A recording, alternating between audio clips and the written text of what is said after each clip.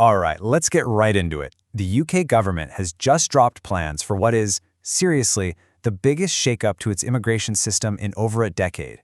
And we're not talking about small tweaks here. This is a fundamental shift in how people work, study, and ultimately try to build a life in Britain. But before we get into all the nitty-gritty policy details, I want to start with a question. A really big philosophical question that's kind of at the core of all this. What does it actually mean to earn the right to stay in a country for good? Is it just about putting in the years, or is it something more? Keep that question in mind, because it's going to come up again and again. So, here's how we're going to break it all down. First up, the new blueprint itself. Then, we'll look at the changes for work and study. After that, we'll get into the really big one, the new 10-year path to settlement. And finally, we'll cover the reaction and what's next. All right, so where did all this come from? It all kicked off with this policy document, a white paper called Restoring Control that dropped back on May 12, 2025. You can think of this as the master plan for everything we're about to discuss. And its main goal? To bring net migration way, way down.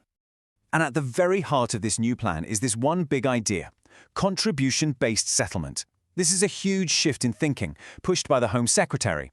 The message is basically this: it's not enough anymore to just live in the UK for a certain number of years. The new philosophy is that permanent residency, that right to stay for good, is something you have to actively earn. Okay, so that's the big idea. But how does it actually work in practice?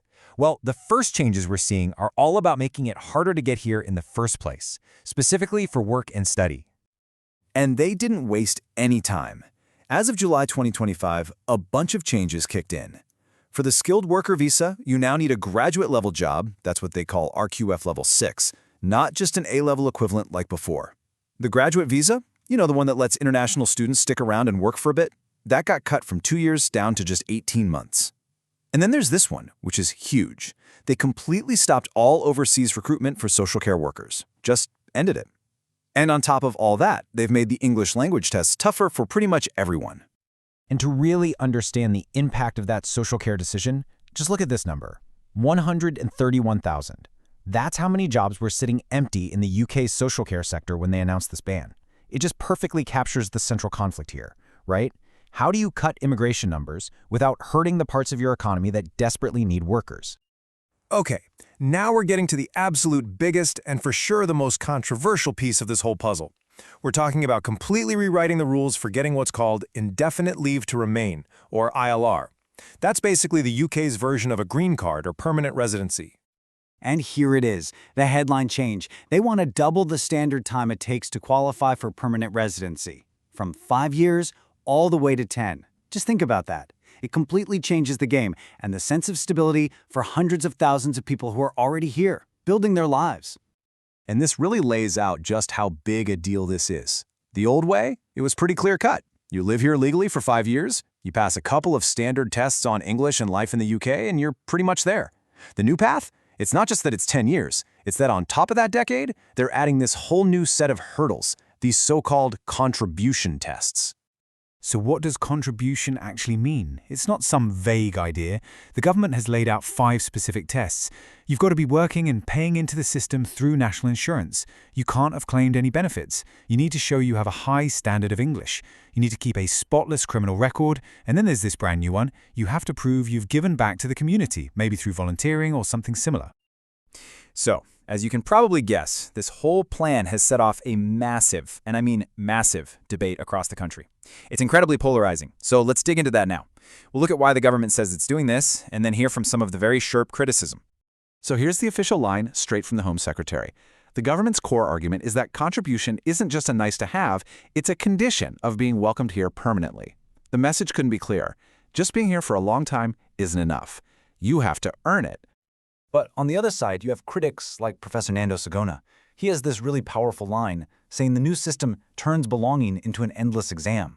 And the worry here is that it creates this constant state of anxiety, of permanent insecurity, where you're always being judged by a set of rules that, British citizens themselves don't have to follow.